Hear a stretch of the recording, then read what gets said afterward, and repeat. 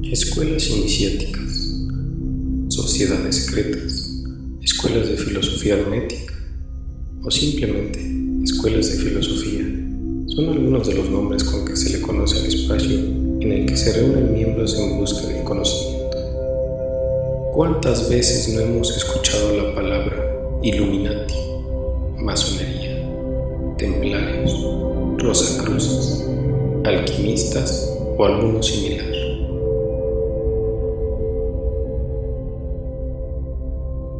Pero, ¿quiénes son? ¿A qué se dedican? ¿A dónde se encuentran?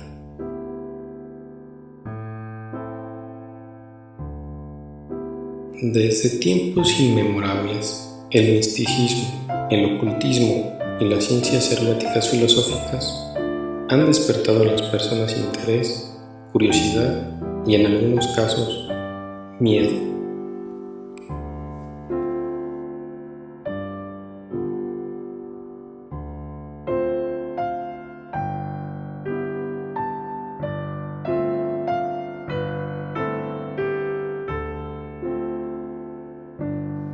Filosofía hermética. Desde el antiguo Egipto llegaron las enseñanzas fundamentales y secretas que tanto han influido en los sistemas filosóficos de todas las razas y de todos los pueblos durante centurias enteras. Egipto, patria de las pirámides y de la Esfinge, fue la cuna de la sabiduría secreta y de las doctrinas místicas. Todas las naciones han sacado las suyas de sus doctrinas esotéricas. La India, Persia, Caldea, China, Japón, Asiria, la antigua Grecia y Roma, entre otros. Hierofantes y maestros de la tierra de Isis. Solo los preparados, la gran logia de las fraternidades místicas. Adeptos, hierofantes y maestros llevaron consigo el precioso conocimiento. Venerables maestros de Egipto.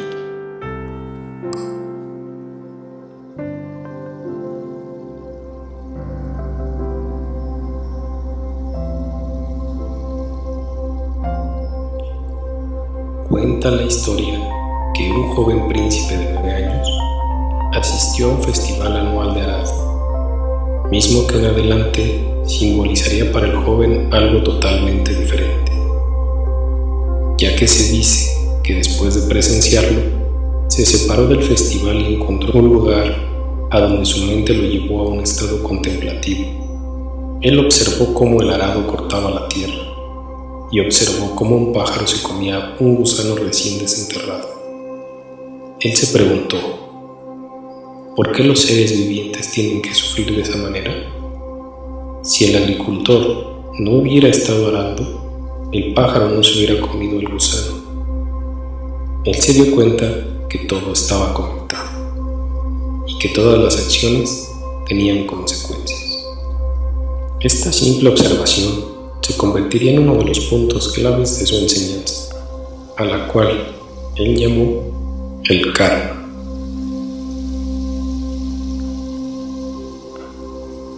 Este joven príncipe, llamado Siddhartha Gautama, vivió un momento único que en adelante marcaría el resto de su vida. Decidido a ver más allá de su mundo de placeres y comodidades, salió de su palacio en donde poseía lujos y privilegios que le permitían cualquier indulgencia, realizando 4 viajes fuera de él, en los cuales observaría realidades oscuras. En el primer viaje, observó a un viejo quejándose de dolor pasando a través de la villa. En el segundo, miró a un enfermo con facciones retorcidas por su enfermedad. En el tercero, vio a un muerto siendo llevado a la hoguera funeraria. La historia registra que Siddhartha estaba a punto de descubrir que no solo los hombres son mortales, sino que también era una creencia brahman que después de la muerte todos renacemos para sufrir y morir una y otra vez sin solución al ciclo miserable e inevitable de la vida. En su cuarto viaje, observó a un hombre abandonar todo para buscar la respuesta a estas incógnitas, lo cual llevaría al joven príncipe a abandonar todo cuanto tenía.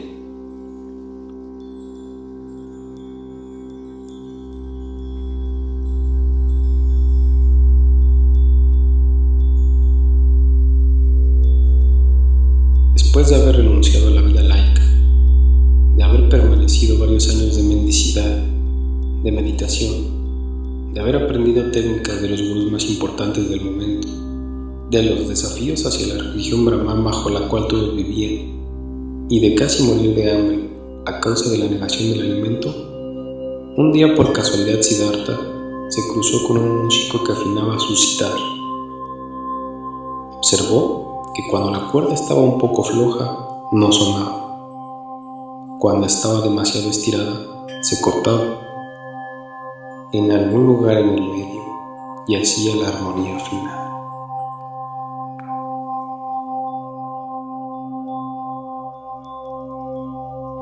Esto significó sin duda algo de gran importancia. Era el camino del medio, el que lo llevaría al estado mental que él estaba buscando. Un estado de armonía final, la iluminación.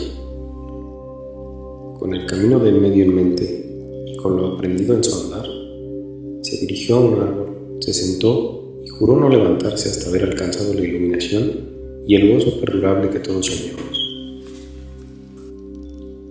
Se dice que después de 49 días de meditación continua, en los cuales viajó por los corredores más oscuros de su mente, a la edad de 35 años logró el despertar espiritual, creando consigo una de las doctrinas filosóficas y espirituales más grandes del mundo.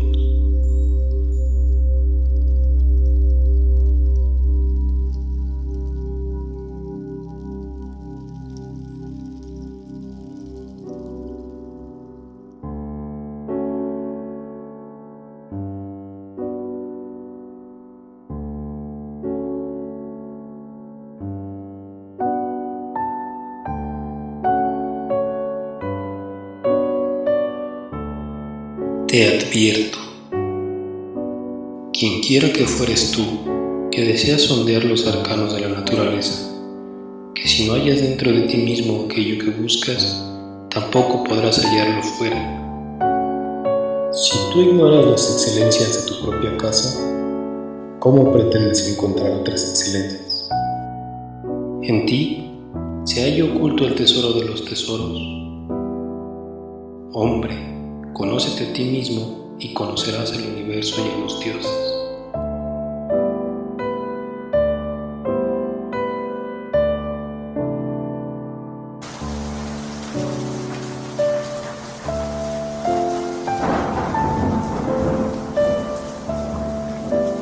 Se dice que los iniciados comprendían las alegorías detrás de la mitología, la cual contiene una extensa colección de relatos que intentaban explicar los orígenes del mundo, en donde se mostraba la vida de dioses, héroes y criaturas mitológicas.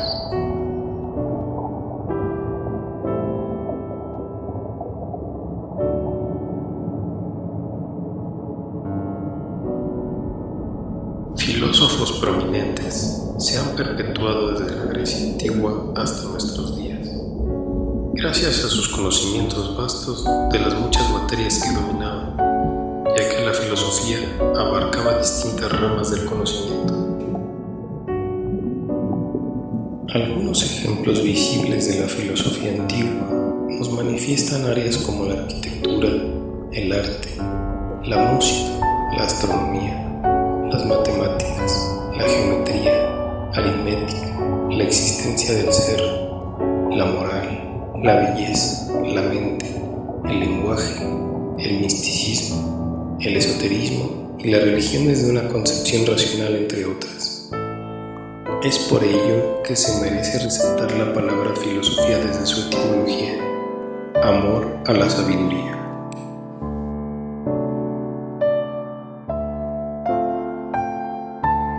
Cuando hablamos de filosofía, no se puede evitar imaginar a los grandes filósofos de la historia y de Grecia en particular, entre los que destacan Sócrates, Pitágoras y Platón. de quienes se dice que el conocimiento adquirido se debió a iniciaciones egipcias, la tradición órfica y en los misterios de Eleusis. Y esto no podría ser descabellado, ya que varios de los filósofos griegos antiguos consideraban a Egipto como un lugar de sabiduría y filosofía.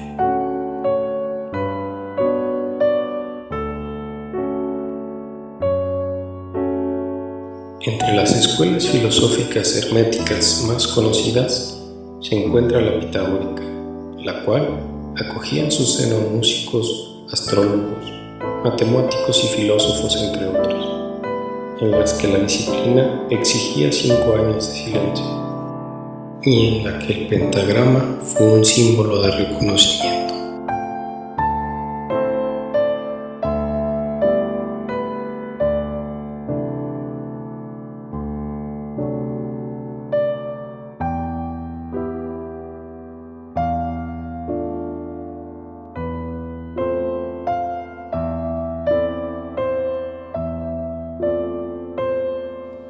La alquimia.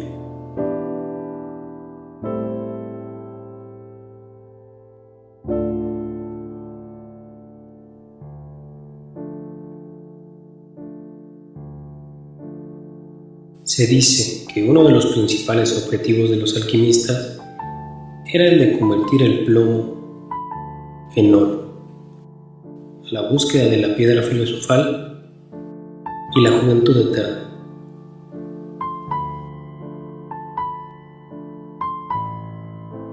¿Pero qué de esto es verdad?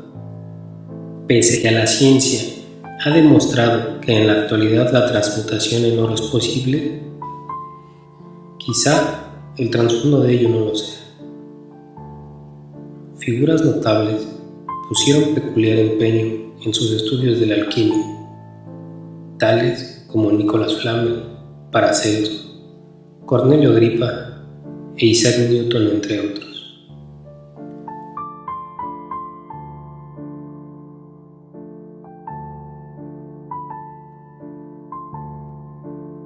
Recordemos que el oro no se corroe ni sumergido en el mar, por lo cual podría ser una alegoría de algo más allá de lo material.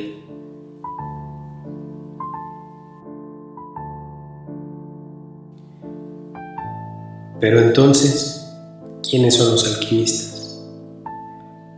Quizá solo son hombres en la búsqueda del conocimiento, en la realidad aparente de las cosas y en la naturaleza del ser.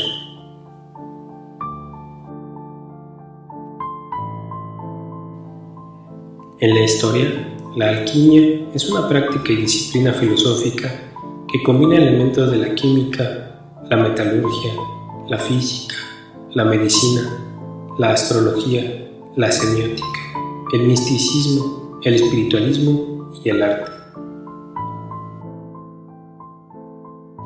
La alquimia fue practicada en Mesopotamia, el Antiguo Egipto, Persia, la India, China, la antigua Grecia, el Imperio Romano, el Imperio Islámico y después en Europa hasta el siglo XVIII en una compleja red de escuelas y sistemas filosóficos que abarca al menos 2500 años.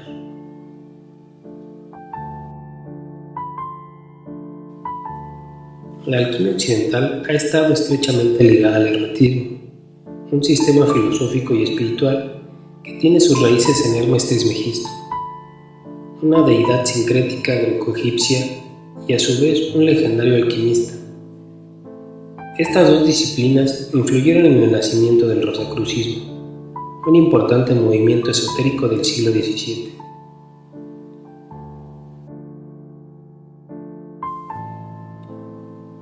En los comienzos de la época moderna, la alquimia dominante evolucionó a la actual química. Actualmente es de interés para los historiadores de la ciencia y la filosofía por sus aspectos místicos, esotéricos y artísticos. La alquimia fue una de las principales precursoras de las ciencias modernas. Muchas de las sustancias, herramientas y procesos de la antigua alquimia han servido como pilares fundamentales de las modernas industrias químicas y metalúrgicas.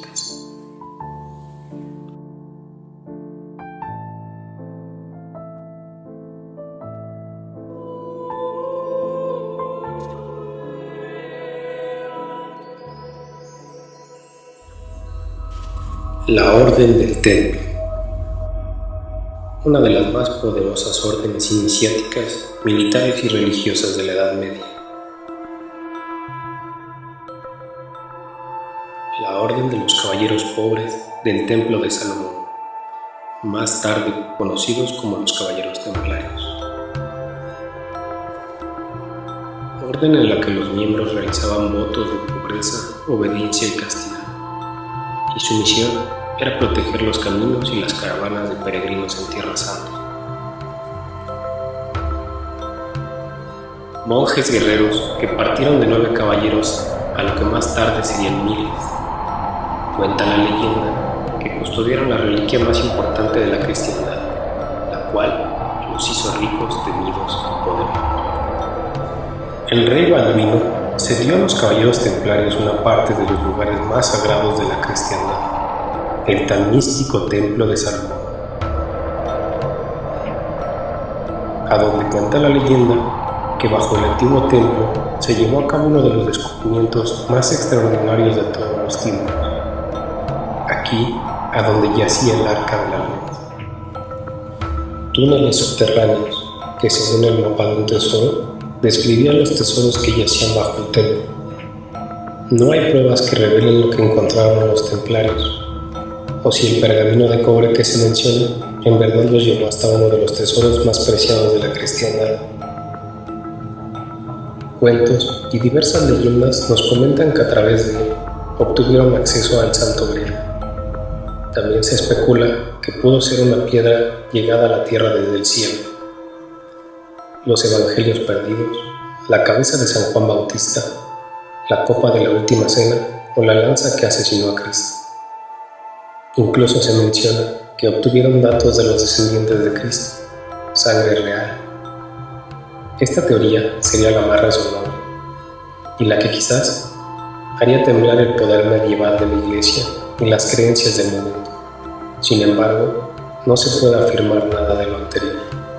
Nadie sabe lo que hallaron, pero hay pocas dudas de lo que sucedió después, pues si bien es cierto que la última teoría es la más aceptable, después de la excavación y la búsqueda templaria del lugar sagrado, Hugo de Payens viaja para el famoso concilio de la ciudad francesa de Troyes, a donde se reconoció oficialmente a la Orden del Templo.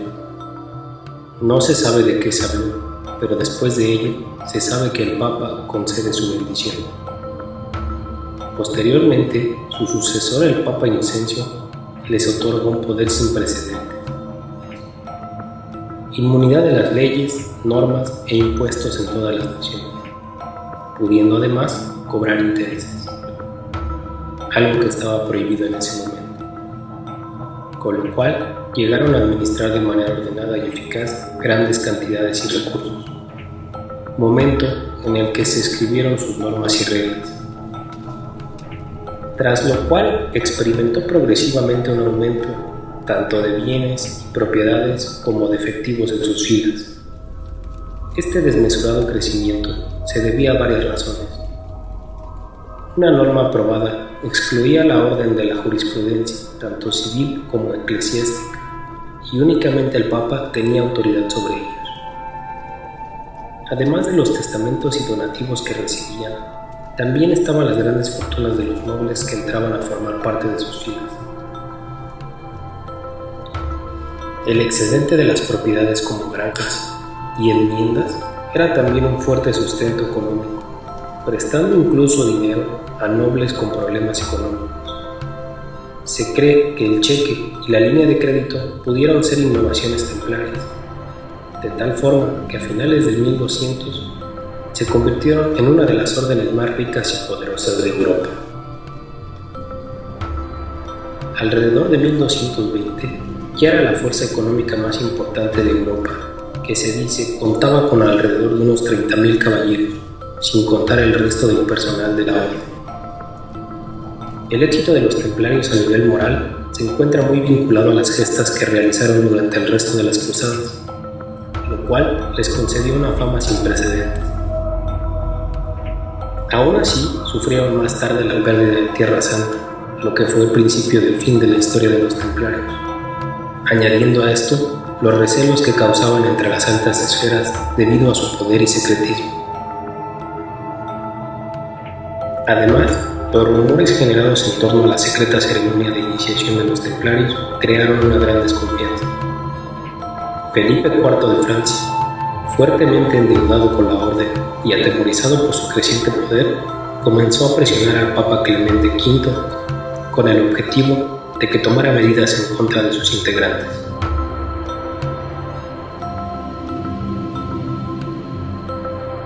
Una teoría nos dice que el famoso Viernes 13 se atribuye al día en que el rey Felipe IV y el Papa Clemente V tendieron una trampa a los templarios, y un gran número de ellos fueron apresados e inducidos a confesar bajo tortura y quemados en la hoguera.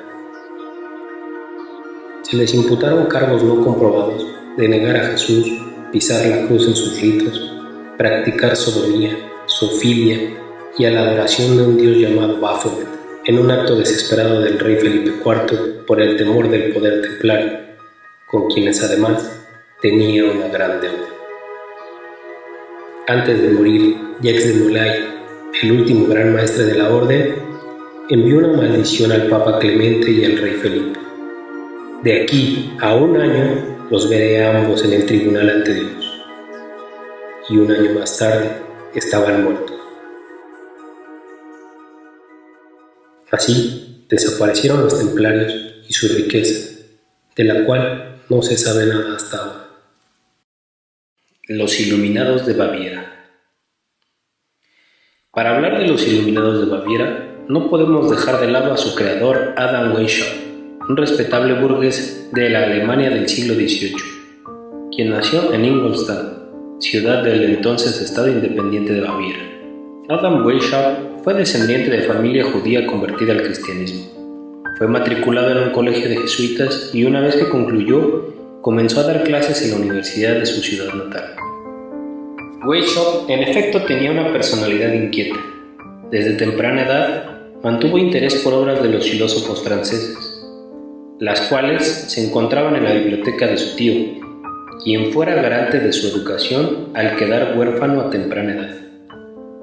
Ello le hizo ser consciente del poder de la monarquía y de la Iglesia, quienes pensaba engañaban y sometían a la población.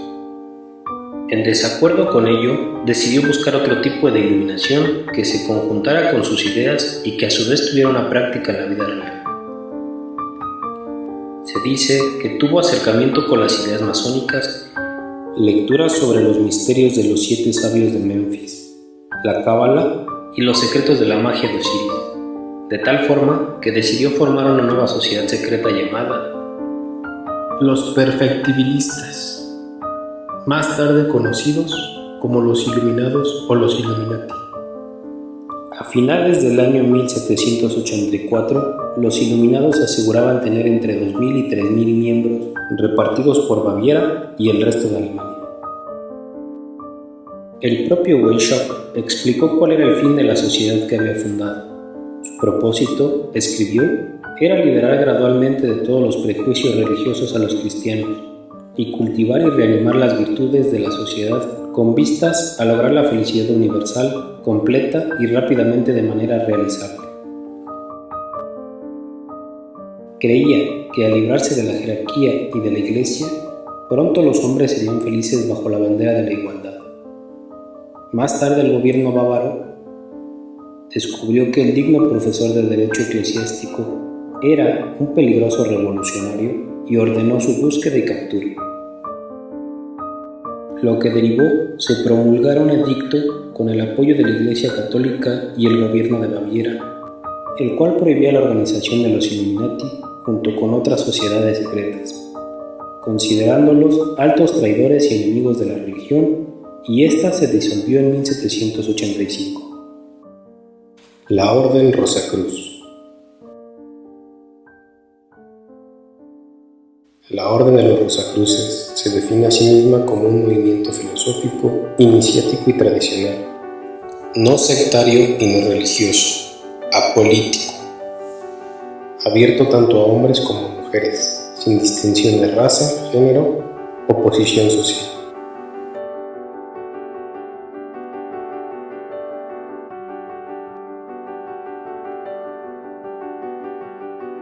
Paralelamente a las religiones oficiales, siempre han existido organizaciones esotéricas que se han consagrado a perpetuar su propia herencia espiritual a través de las épocas. Entre estas organizaciones figura la Orden de la Rosacruz, cuya existencia fue hecha pública en el siglo XVII, pero cuyos orígenes son aún mucho más antiguos. Dentro de ella se encuentra el hermetismo, la alquimia y la cábala, además de la necesidad de que la sociedad y el hombre se regeneren.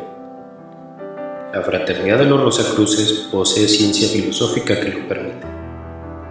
Ello con la finalidad de obrar por la felicidad de la humanidad, algo que generó intriga entre los eruditos de la época. Las bodas alquímicas, se dice, hablaban de la búsqueda de la iluminación a través del humanismo y la espiritualidad. Comenius, a quien se considera el padre espiritual de la UNESCO, decía: queremos que todos los seres humanos, en su conjunto o individualmente, jóvenes o viejos, ricos o pobres, nobles o plebeyos, hombres o mujeres, puedan instruirse plenamente y convertirse en seres plenos y completos. Queremos que se instruyan y formen perfectamente, no solo en tal o cual punto, sino igualmente en todo lo que permite realizar íntegramente su esencia. Aprender a conocer la verdad, a no ser engañado con falsos pretextos, a amar el bien y a no ser seducido por el mal, a hacer lo que se debe hacer y a guardarse lo que hay que evitar, a hablar sabiamente de todo con todo el mundo. Por último, a tratar siempre las cosas, a los hombres y a Dios con prudencia, y no a la ligera, y a no apartarse jamás de su meta, la felicidad.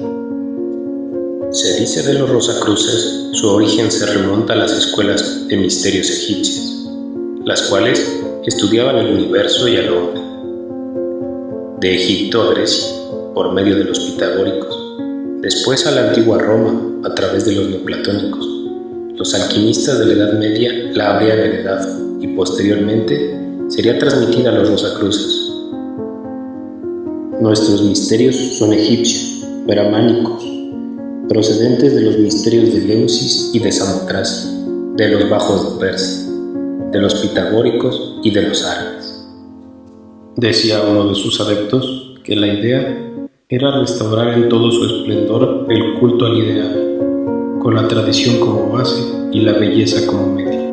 De esta forma, en sus logias, los Rosacruces vierten su conocimiento en sus adeptos, de la misma forma que las enseñanzas en los siglos pasados, por medio de grados, símbolos y esoterismo. Entre los tantos estudios destacan la alquimia y el hermetismo, el esoterismo, el origen del universo, del tiempo y del espacio, las leyes de la naturaleza, la materia y la vida, la conciencia, los fenómenos psíquicos, la naturaleza de los sueños, funciones y atributos del alma, la reencarnación, el simbolismo tradicional, la ciencia de los números, la vida después de la muerte, hombre, naturaleza y Dios, y con ello el perfeccionamiento en general. De esta forma se entrelaza el puente entre el misticismo y la ciencia. Con ello se alcanza la felicidad respetando estas leyes, llevando a cabo la transmutación, mutando los defectos de la naturaleza humana en cualidades opuestas. Al igual que la Orden Illuminati y los masones, la Orden Rosacruz mantuvo bajo sus preceptos el hermetismo, debido a las persecuciones de la Iglesia y del Estado que dominaban las ideas de la época. Sin embargo, la Orden Rosacruz se mantiene activa hasta nuestros días bajo las mismas enseñanzas. Masonería.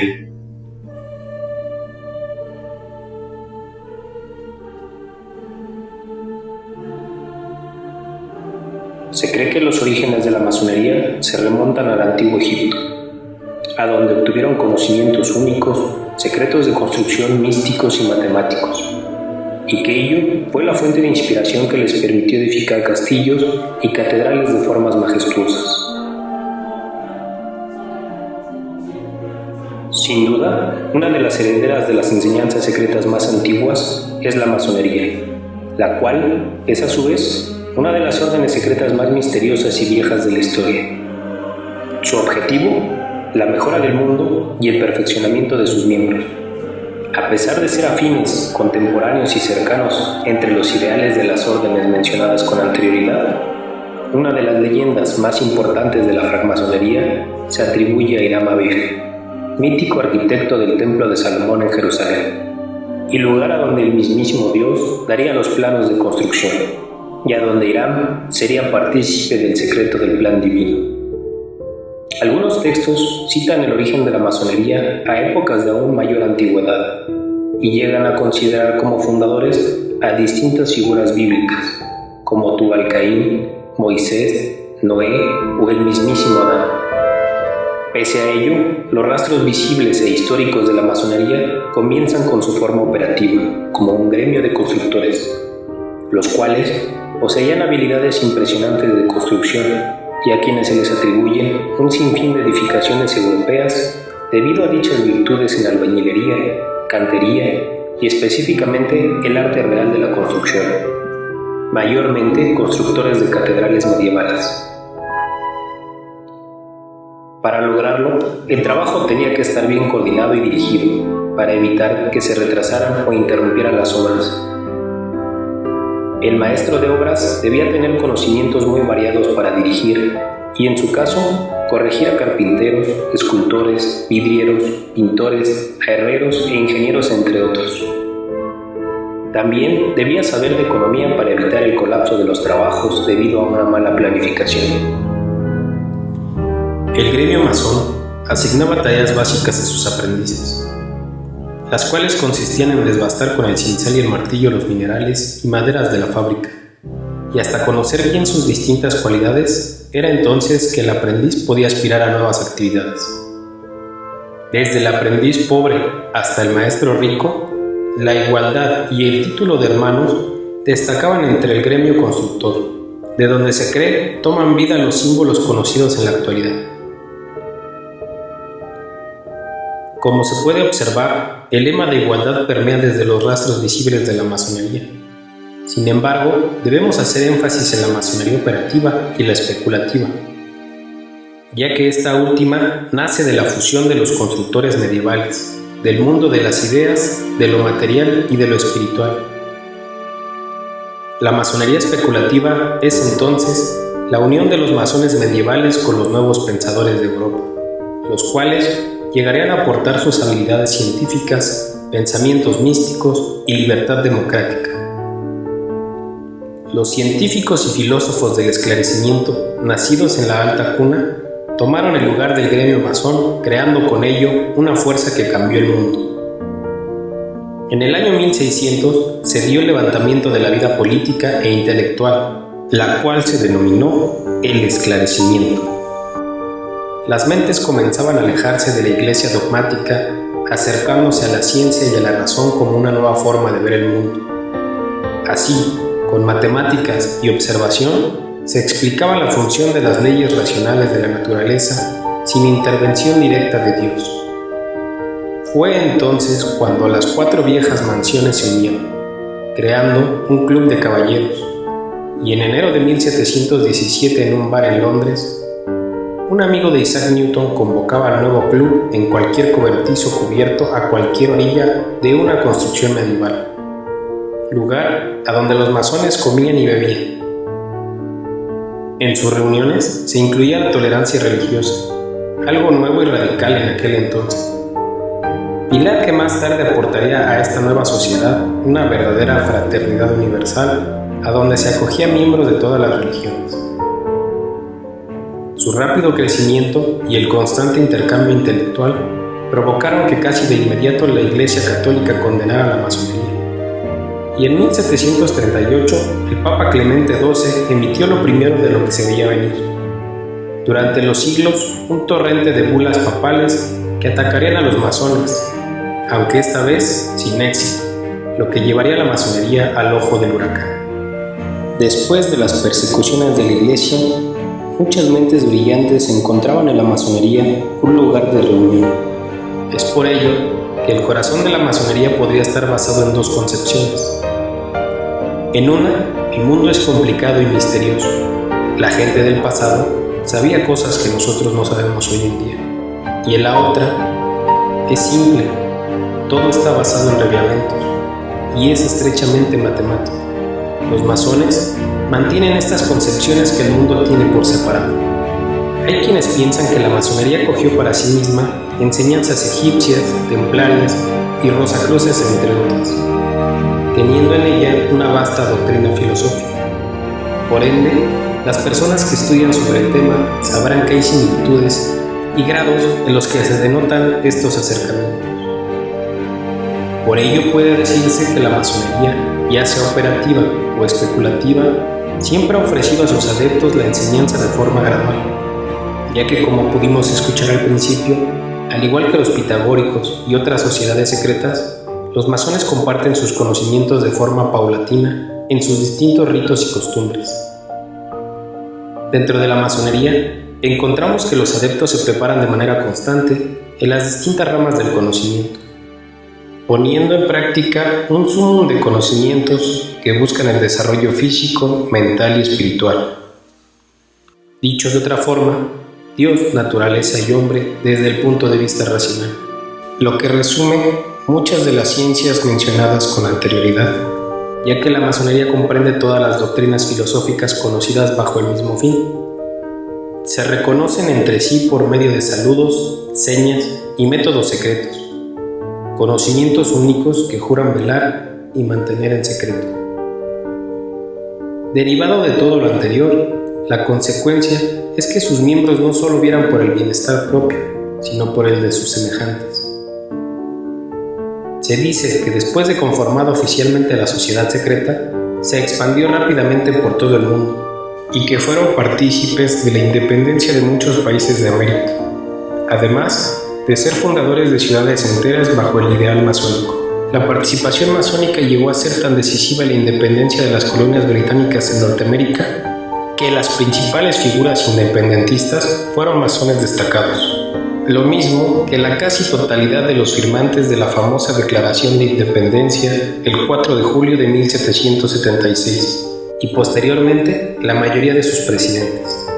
La influencia de la francmasonería se haría patente desde el principio en todos los ámbitos del incipiente nuevo Estado, modelando sus componentes ideológicos y políticos e inspirando buena parte de su simbología y mística patriótica.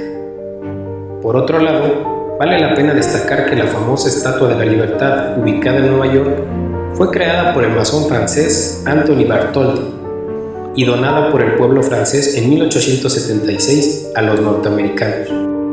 Esto al cumplirse el centenario de la independencia de sus 13 colonias. Y para recordar asimismo la estrecha colaboración de los ciudadanos franceses, en su mayoría masones, en la lucha independentista norteamericana. En el pedestal de la referida estatua existe una placa recordatoria con la grabación alusiva de un mensaje masónico. Tanto en Estados Unidos de Norteamérica como en países como los Estados Unidos mexicanos, Francia, Inglaterra, España, Perú, Venezuela, Bolivia, Ecuador, entre otros, se puede palpar la participación masónica en su historia y lugares emblemáticos. Por ello se dice que la masonería fue el conducto por el cual se logró la emancipación de América y otros tantos pueblos del mundo.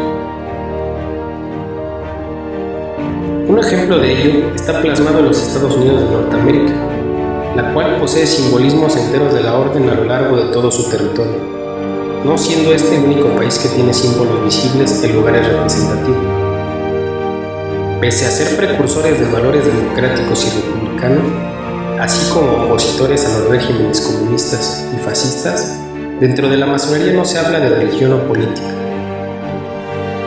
El secretismo al interior de sus logias, aunado al hecho de tener tan extensa cantidad de miembros ilustres en una sola institución, han generado las más siniestras especulaciones.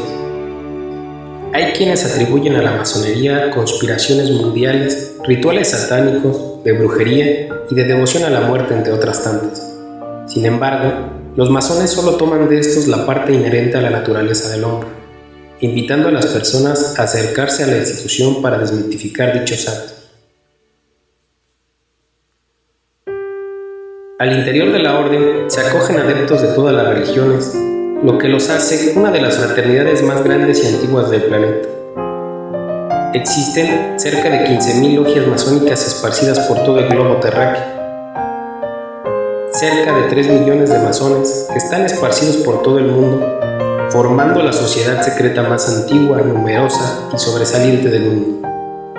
Entre sus miembros encontraremos hombres estudiados, científicos, escritores, actores, figuras públicas, líderes cívicos, movilizadores que sacuden comunidades enteras, filósofos, astronautas, músicos, poetas, entre muchos otros.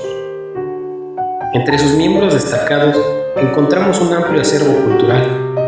Se dice incluso que los creadores de los Boy Scouts, del grupo de AA y el fundador mormón fueron pertenecientes a la orden masónica, así como muchos otros grupos que pretenden la mejora del hombre.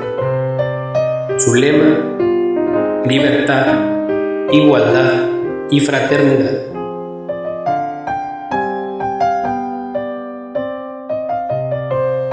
Su emblema representativo es la escuadra y el compás. Su objetivo, la mejora de sus miembros y con ello la del mundo.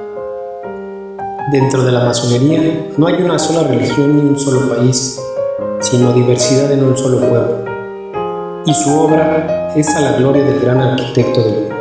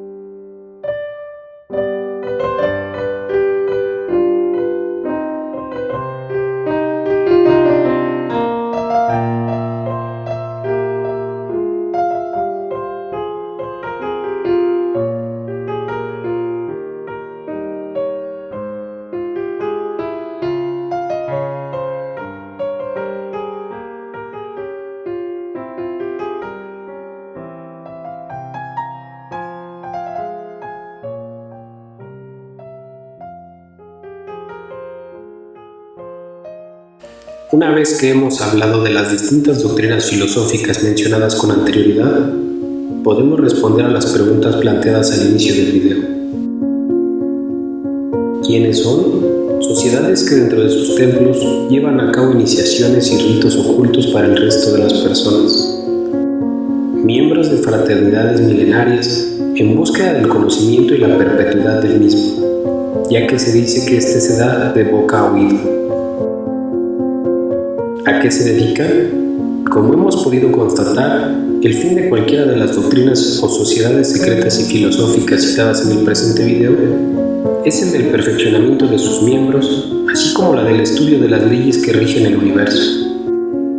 Todo esto desde una concepción racional y filosófica, guiada por medio del hermetismo, las alegorías, parábolas y los distintos mitos y religiones que dejan en el adepto la duda filosófica de la existencia del todo y de las múltiples materias que la conforman. ¿A dónde se encuentran? En cualquier parte del mundo a donde existen adeptos prestos a superarse de manera individual y colectiva, ya que se dice que el único bien durable es el colectivo. Cabe hacer mención de que aún con el avance de la tecnología, difícilmente encontraremos lo que sucede al interior de sus templos, debido al secretismo y al nivel de hermetismo que se maneja al interior de los mismos. Aún encontrando información al respecto, el secreto en su interior, se dice, es inviolable por naturaleza.